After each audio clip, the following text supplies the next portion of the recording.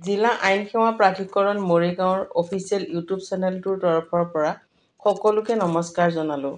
জিলা আইন সেৱা প্ৰাধিকৰণ মৰিগাঁও অফিচিয়েল ইউটিউব চেনেলটোত আজি অন্য এটা ভিডিঅ' লৈ আহিছোঁ। যোৱা 11 জুলাইত মায়ং গাঁও পঞ্চায়তৰ সভাগৃহত জিলা আইন সেৱা প্ৰাধিকৰণ মৰিগাঁৱৰ উদ্যোগত বিশ্ব জনসংখ্যা দিৱস উদযাপন উপলক্ষে এখন সজাগতা সভা অনুষ্ঠিত হয়। উক্ত সভাৰ বিষয় আছিল পৰিয়াল পৰিকল্পনা এক মানৱ অধিকাৰ আৰু এই সভাৰ লগত সংগতি ৰাখি অন্য এটা বিষয়ৰ ওপৰতো আলোচনা কৰে। এই বিষয়টি হৈছে দত্তক গ্ৰহণ বিধি 2017 দ্য এডপশ্যন ৰেগুলেশ্যন 2017। উপস্থিত প্ৰত্যেক বক্তাই জনসংখ্যা নিয়ন্ত্ৰণৰ ওপৰত সুন্দৰকৈ বক্তব্য ৰখাৰ লগতে দত্তক গ্ৰহণ বিধিৰ ওপৰত মৰিগাঁও উকিল সন্থাৰ সম্পাদক তথা অধিবক্তা পবিত্ৰ বৰাই সুন্দৰকৈ আলোচনা কৰি উপস্থিত ৰাইজক সজাগ কৰে। ইয়াৰ উপৰি উক্ত সজাগতা সভাত উপস্থিত থাকে Jargaon BPHC medical officer doctor Dipak Das, Jargaon BPHC BCM Dipali Gogoi, সমাজ কল্যাণ বিভাগ মৰিগাঁৱৰ যোগময় জ্যোতি বৰা আৰু PLV অলকা ডেকাৰ লগতে জিলা আইন সেৱা প্ৰাধিকৰণৰ মৰিগাঁৱৰ উচ্চবৰ্গ সহায়ক মল্লিকা ডেকা। মল্লিকা ডেকাই তেওঁৰ সুন্দৰ বক্তব্যত জিলা আইন সেৱা প্ৰাধিকৰণৰ সুবিধাৰ ওপৰত বক্তব্য ৰাখি উপস্থিত ৰাইজৰ মাজলৈ সজাগতা আনে। তেওঁলোকৰ বক্তব্যসমূহ শুনোৱা হওক। আজি বিশ্ব জনসংখ্যা দিৱস, world population day. World population day আমি প্ৰত্যেক বছৰৰ জুলাইৰ 11 তাৰিখে পালন কৰোঁ আৰু ৱৰ্ল্ড পপুলেশ্যন কণ্ট্ৰলৰ কাৰণে আমাৰ চৰকাৰেই হওক, আমাৰ চৰকাৰৰ সহযোগত আমি সকলোৱে প্ৰত্যেকখন ক্ষেত্ৰতে কাম কৰি আছোঁ। এই ৱৰ্ল্ড পপুলেশ্যন ডেৰ যিটো ইয়াৰ আজি টপিক আছিলে আমাৰ পৰিয়াল পৰিকল্পনা এক মানৱ অধিকাৰ। এই আইনখন 1968ত চাগে আৰম্ভ কৰা হৈছিলে নহয়, হয়নে? 1968ত এইটো ৱৰ্ল্ড পপুলেশ্যন ডেৰ যিটো মানৱ অধিকাৰৰ কথাটো আহিছে, মানৱ অধিকাৰ কেনেকুৱা কাৰণে আমাৰ কিছুমান ব্যৱস্থা আছে।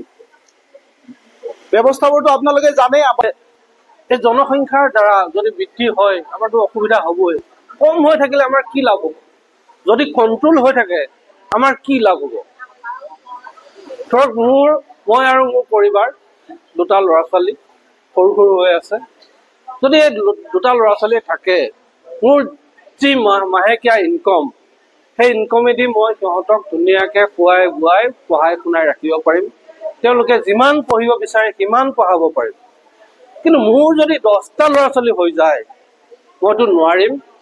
গতিকে আমি আমাৰ শিশুৰ সংখ্যা আমি সন্তুলত ৰাখিব লাগিব। এতিয়া কথা হ'ল, মোৰ 5 বিঘা মাটি আছে। 5 বিঘা যিহেতু মাটি আছে, দুটা ল'ৰা, সিহঁতে সেই 5 বিঘা মাটি দি ধুনীয়াকৈ ঘৰ দুৱাৰ বান্ধি থাকিব পাৰিব, নহয়নে? এতিয়া মোৰ এটা দমকল আছে পানী খোৱা, সেই দমকলটো দিয়ে চলি যাব। যদি সেই 10টা ল'ৰা ছোৱালী হ'ল হয়, 10টা ফেমিলি হ'ল হয়, 10টা দমকল লাগিল।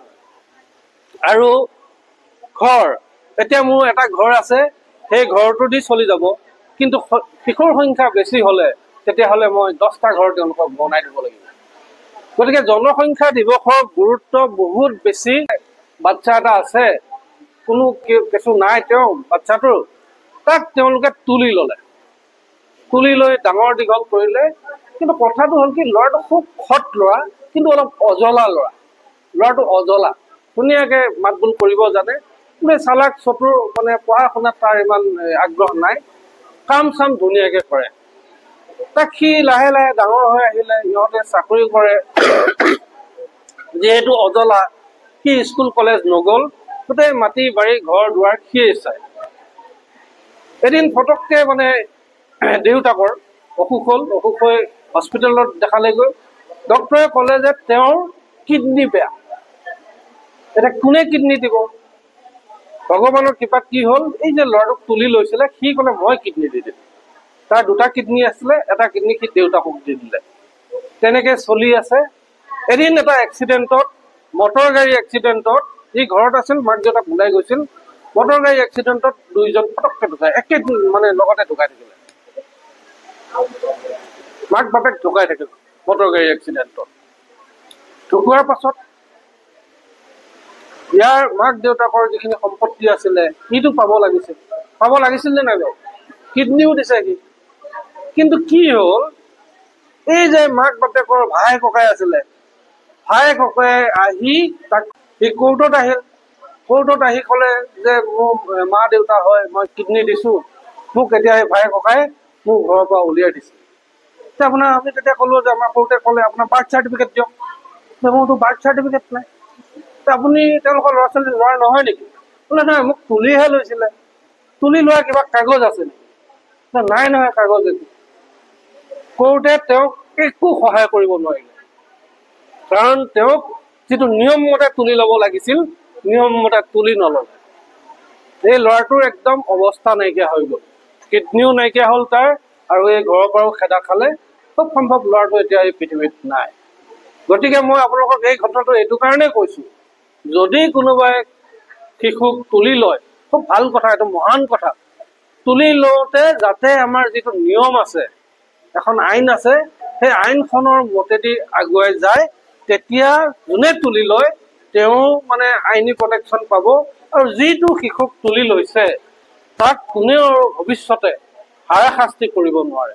আজিকালি বিনামূলীয়া শিক্ষা নহয় জানো? কিতাপ বহি কাগজ কলম চবেই পায়, আনকি ভাতো দিয়ে তেওঁলোকৰ স্কুলত। গতিকে কোনোবাই যদি তেনেকে কয় যে আমি টকা পইচাৰ অভাৱত পঢ়াব পৰা নাই, সেইটো আচলতে মিছা কথা। আজিকালি চৰকাৰে বহুত সুবিধা দিছে। গতিকে মেট্ৰিক পাছ, হাই ছেকেণ্ডাৰী পাছ কৰিলে ভালকে আজিকালি চৰকাৰে বহুত বস্তু দিয়া হৈছে, স্কুটি দিয়ে, চাইকেল দিয়ে, লেপটপ দিয়ে, পইচা দিয়ে, নহয় জানো? গতিকে আপোনালোকৰ ল'ৰা ছোৱালীক সদায় শিক্ষিত কৰিব। আপোনালোকৰ যিখিনি আপোনালোকৰ মহিলা আছে, আৰু আমাৰ প্ৰথমতে ঘৰখনৰ পৰাই গোটেই সমস্যাবোৰ হয়। আপোনালোকৰ ছোৱালী বা ল'ৰা ক'ত গৈছে আপোনালোকে আহি সুধিব, মাজনী তহঁতে ক'ত গৈছিলি বা কাৰ তাত গৈছিলি, আজি কাক লগ পালি, প্ৰতিটো কথাই যদি আপোনালোকে সুধিব লয় নহয়, তেতিয়া ছোৱালীজনী অলপ নিজকে ভয় খাব যে মায়ে গম পালে বেয়া পাব বা দেউতাই গম পালে বেয়া পাব।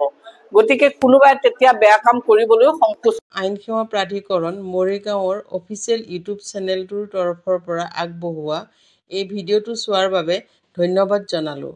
এই চেনেলটো ছাবস্ক্ৰাইব আৰু ভিডিঅ'টো শ্বেয়াৰ কৰিবলৈ অনুৰোধ কৰিলোঁ। বিভিন্ন আইনী তথ্যৰে সমৃদ্ধ পুনৰ অন্য এটা ভিডিঅ'লৈ আপোনালোকৰ মাজলৈ আহিম।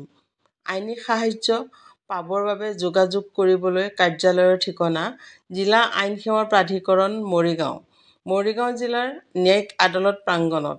ভ্ৰাম্যভাষ 6901281641।